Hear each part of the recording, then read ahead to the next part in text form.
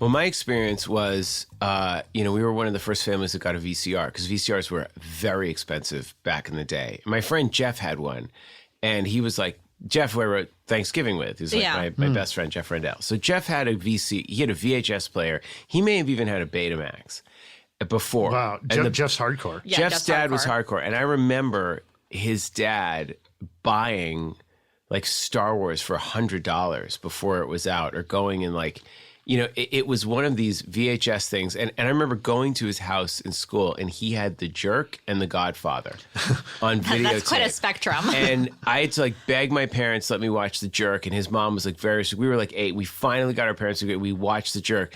And then he'd say, you've got to see The Godfather where Mo Green gets his eyes shot out, but we're not allowed to show you. So we'd have a group of us in the basement. We were like 9, and he's playing the scene right up to where the gun gets raised. And then he'd stop and go, sorry, we don't know. No! Like Jeff used to torture us. But what was great was Jeff would have a sleepover, which eventually turned into what we called a wakeover. Because if you fell asleep, you'd wind up with, a Sharpie of swastikas and penises drawn on your forehead and, moose on your balls or God knows what. But he had Creepshow and, Jaws. Like I remember this kid, like I remember for my 4th grade birthday party, you could rent a VHS machine, and we watched like Attack of the Killer Tomatoes, and I think Dead Men Don't Wear Plaid. Like getting a videotape and a VHS rental was a huge deal. But like the party was the novelty of watching a movie at a kid's house. That was something that was like you couldn't see on television. From the rental side end, that was a bad part of the business. Every time we sent out a machine, they would come back like with syrup a popsicle inside of it. Popcorn inside of the machine. Yeah, it was terrible. And so we started going through machines, and we were a small store, and so we ended up just leaving that to the bigger.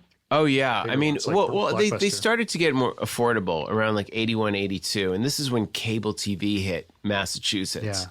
And I remember it was Continental Cablevision. There were 48 channels with MTV. And suddenly it was HBO, Cinemax, Showtime. Before that, it was Starcase, which would have like 4 movies a month. Yeah. It was like Rough Cut, they're like an adult film. So suddenly you have all these movies, and you have a VCR, and I was like the one hooking it up through a boombox and realizing you could start taping off of cable. But there was a video store. I remember the day we got it, and we went to this place called Videosmith. And I remember like the smell of the store and the case. No, it was actually Movies to Go was the first one we went to. And Movies to Go was like a crazy concept. Like you could take a movie from a theater and put it in your house. To go. It was called Movies to Go. And Movies to Go, the first movies we rented it was like Caddyshack and Blues Brothers. Yeah. And we just were watching Caddyshack. And then it was like Stripes. There were all the movies we had either seen or heard of or wanted to catch up on. But suddenly like Movies to Go, and then another one then there was an explosion where this place, Entertainment Incorporated, would go, and they had like a little scratch ticker after 10 rentals, and they knew me there, so they would start giving me like, oh, you want the poster for The Nest and Hellhole and Devilfish, like. I love Devilfish. I love Devilfish. So Michael Sopko. So you start getting the posters of like Creepers, like my entire room is filled with Mother's Day VHS posters. And then sort of the 2 best ones were called Videosmith. And Videosmith had some pretty hardcore movies. And you had all these rules. Like, you knew that the larger the box was, the worse the movie was. Like, 3 on a meat hook. If that was like with a tray, if that was in the size of a Captain Crunch box, you knew it was just going to be, demented. Like, you knew it was going to be terrible. But then, our favorite memories of me and Jeff, the great thing about Videosmith was you could take the T there, which was the train in Boston. So after school, we could walk to because the other places you needed a car to drive. But when you're 13 or 14, we would take the T, we would go to Videosmith, and they had like the 3-night rental. Mm-hmm. So we'd go there on a Friday. We didn't have to turn until Sunday or Monday. And we would have 3 movies. There's like your main 2 movies, and the third one would always be like that what the fuck film that you watch it, That's kind of like our show. It's exactly, but it's exactly what you do, because you're basically going to have dinner. You're going to order pizza. So your first movie watching at 7:30. There's 8 o'clock. Then there's a 10 o'clock when your parents like, go to bed.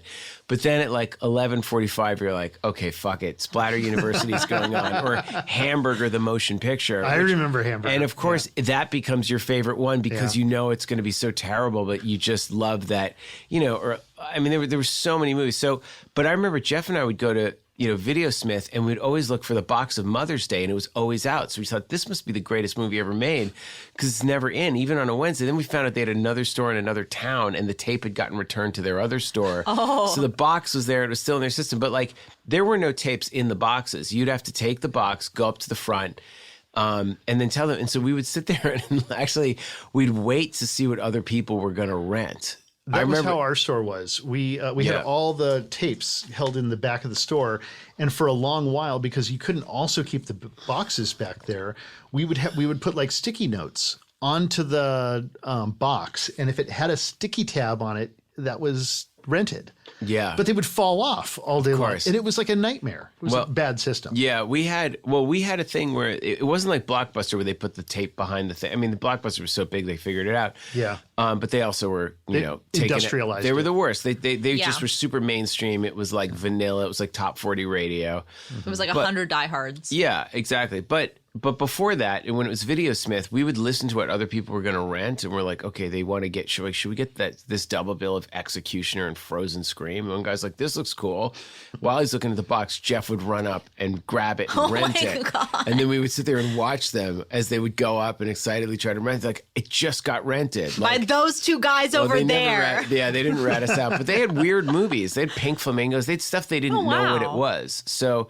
Argento stuff, like that was cool about Videosmith. But just, we would go there, we would get Friday afternoon, 4:00, probably by 6:30 or 7, we had made our selections. It would be a full 2.5, 3, 4 hours examining every time we went in. It wasn't like we got bored of reading because there was no other source for what these movies were. When you look at like The Mutilator, I had read about it in Fangoria. I just like these weird, but a lot of the, those kind of the three on the meat hook kind of weird, weird movies. You just would like read the box, look at the descriptions, try to look at the artwork, see if it matched up with the artwork. Dr. Butcher, MD, Medical Deviate. And just, it's so funny now knowing how the titles of those movies changed, or The Gates of Hell, and how the names of the directors themselves changed. When you rented, Witchery or Ghost House, it never said Umberto Lenzi, it would say Humbert Humphreys. They had 30 different names. So I do remember my introduction to Italian horror. Also, if you rented a cool movie, that was like currency in 8th grade. Like, I remember some kid was like, have you seen this movie Demons? This is the craziest fucking movie ever made. And I was like, they don't tell you it's Demoni by Lamberto Bava. They don't tell you it's Italian or that they're. It just was weird. Like, why are they speaking English? Yeah, why is everything dubbed? Why is everything dubbed? Why are the same voices you can use? Was that the guy whose voice from that other movie? And the same, like, there's the one black guy who's in Demons, who's in all those movies from that period. And all the cops are dubbed the same. This guy's like, yeah, we got a cop over here. He's trying to do a New York police officer accent. Like, that guy's in every movie. And they just, I didn't understand the Goblin score. It wasn't until later, about 1990, when the internet starts. I remember going to film school and meeting other movie nerds and comparing notes on Dario Argento. And then the IMDb starts, and kind of by the mid-90s, you can start piecing together what the hell these movies were. And they took pieces of other films, and they would rebox them, retitle them, re-edit them. It was kind of the Wild West. But that was the fun, was when you got a Discovery. Like, I remember, or if I was sick, like, it was great when we had a VHS, and I remember being sick, and there's nothing on television. It was like daytime soaps and stuff. My mom was like, do you want me to go rent you a movie? Yeah. And I went, yeah. And she rented The Shining. And I was like, this is great. It's a pretty cool mom to go rent The Shining. My parents were amazing. Like, I remember we watched, with my dad, we went to, like, Videosmith, and we watched Pieces and Basket Case. And I didn't understand what 16 millimeter was, or 35 millimeter, or a Spanish horror, but those were like the two greatest memories I had ever renting movies. They're just these delights, and the whole family watched Basket. And we're all laughing at the absurdity of it, but we loved it. Like, we loved Basket Case. So then what's cool is my parents could make Basket Case references or Pieces references, or they knew what Mother's Day was. It was funny. I was just like texting with Charles Kaufman today. Since Mother's Day, I've been texting with him, asking him, can you go to your basement, please, and dig up the score to Mother's Day? Because I want it. And who played Ike? Because IMDb says Frederick Coffin, but it's not. It's some guy named Gary. And he's like, you're right. It's not Frederick Coffin. It's a guy named Gary. And I'm going to look it up because I think he died, but I know his name. I got to figure it out. And that's also so important for everyone listening out there. Like what Eli just said is like, IMDb said it's one thing and it's not. Yeah. So don't trust everything that you see on the internet. Someone entered it. Just so someone entered it. Someone like you out there entered it into the internet. So don't believe everything you see on IMDb. Yeah.